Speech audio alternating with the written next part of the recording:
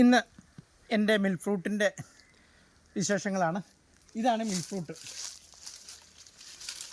ഈ മിൽക്ക് ഫ്രൂട്ടിൻ്റെ ഒരു പ്രത്യേകത എന്ന് പറഞ്ഞാൽ ഇതിൻ്റെ ഇല തന്നെയാണ് വീടിൻ്റെ മുമ്പിലൊക്കെ വെക്കാൻ പറ്റുന്ന നല്ലൊരു ഫ്രൂട്ട് പ്ലാന്റാണ്. ഇതിൻ്റെ ഇല കണ്ടില്ലേ, ഇവിടെ ഒരു പ്രത്യേകതരം പച്ച കളറാണ്. മറ്റ് ഇലകളെയൊക്കെ അപേക്ഷിച്ച് നല്ല പച്ച കളറും ഇതിൻ്റെ പ്രകോശം സ്വർണ്ണ കളറുമാണ്. അപ്പോൾ വീടിൻ്റെ ഫ്രണ്ടിലൊക്കെ നിൽക്കുമ്പോൾ വെയിലത്ത് ഈ സാധനം കാറ്റത്ത് ഇങ്ങനെ ആടുമ്പോൾ കാണാൻ നല്ല ഭംഗിയായിരിക്കും. പിന്നെ ഇതാണ് ഫ്രൂട്ട്. ഇത് പഴുത്തിട്ടില്ല കേട്ടോ. ഇത് നല്ല ഒരു ബ്രൗൺ കളറിലേക്ക് വരുമ്പോഴാണ് ഇത് നല്ല പഴമാവുന്നത്. ഇതിൻ്റെ ഒരു 3-4 വെറൈറ്റി എൻ്റെ വീട്ടിലുണ്ട്, ഇതിൻ്റെ വയലറ്റൊക്കെ. പിന്നെ ഇത് നിലത്ത് ചാടിക്കഴിഞ്ഞാൽ പൊട്ടിപ്പോകും, അതുകൊണ്ട് വളരെ സൂക്ഷിച്ച് വേണം പറിച്ചെടുക്കാൻ. നമുക്കിവിടെ ഒരെണ്ണം പഴുത്തുണ്ട്, അത് പറിക്കാം ആദ്യം. കണ്ടില്ലേ,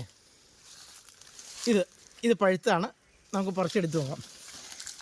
ഇത് നല്ല സൂപ്പർ ഫ്രൂട്ടാണ് കേട്ടോ. ഇത് അത്യാവശ്യം നല്ല വെയിറ്റ് ഉണ്ട്. ഇത് കഴിക്കാൻ ഏറ്റവും നല്ലത് നമ്മൾ ഫ്രിഡ്ജിൽ വെച്ച് തണുപ്പിച്ചിട്ട് കഴിക്കുകയാണ്. അപ്പോൾ ഇത് ഏതാണ്ട് സപ്പോട്ട ഫാമിലിപ്പെട്ടതാണ്. അപ്പോൾ മിൽക്ക് ഫ്രൂട്ട് ഞാനൊന്ന് താഴെ വീണ് കഴിഞ്ഞാൽ അപ്പം തന്നെ ഇത് പൊട്ടിപ്പോകും കേട്ടോ. അപ്പോൾ താഴെ വീഴാതെ പറിക്കണം.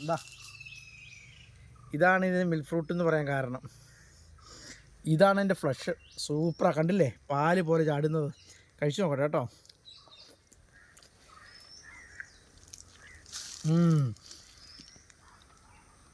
3-4 കുരുവുണ്ട് കേട്ടോ. അടിപൊളി ടേസ്റ്റാണ്. ഞാനിത് ഫ്രിഡ്ജിൽ വെച്ച് തണുപ്പിച്ചിട്ടാണ് കഴിക്കുന്നത് കേട്ടോ. ഇതെല്ലാം കഴിക്കാൻ പറ്റും. നല്ല സൂപ്പർ ഒരു ഫ്രൂട്ടാണ്. മാർക്കറ്റിലൊന്നും അങ്ങനെ വാങ്ങിക്കാൻ കിട്ടത്തില്ല. പിന്നെ ഈ പ്ലാന്റിനും അത്യാവശ്യം 1000 രൂപയുടെ അടുത്ത് വില വരുന്നതാണ് കേട്ടോ. ഇതിപ്പോൾ ഒരു 10 വർഷമായ ഫ്രൂട്ട് പ്ലാന്റാണ്. ഇതിൻ്റെ വേറെ വയലറ്റ് വെറൈറ്റി വീടിൻ്റെ മറുവശത്താണ് നിൽക്കുന്നത്. പിന്നെ ഓവാലിൻ്റെ ഭയങ്കര ശല്യമുണ്ട്. അപ്പം ഇത് മിൽക്ക് ഫ്രൂട്ടിൻ്റെ വിശേഷങ്ങളാണ്. എല്ലാവരും വീട്ടിലെ തണൽ മരമായിട്ടും അതുപോലെ നല്ല ഭംഗി ഉള്ള ഒരു മരം വേണമെന്ന് തോന്നുന്നവർക്കൊക്കെ വെക്കാൻ പറ്റുന്ന ഒന്നാണ് മിൽക്ക് ഫ്രൂട്ട്.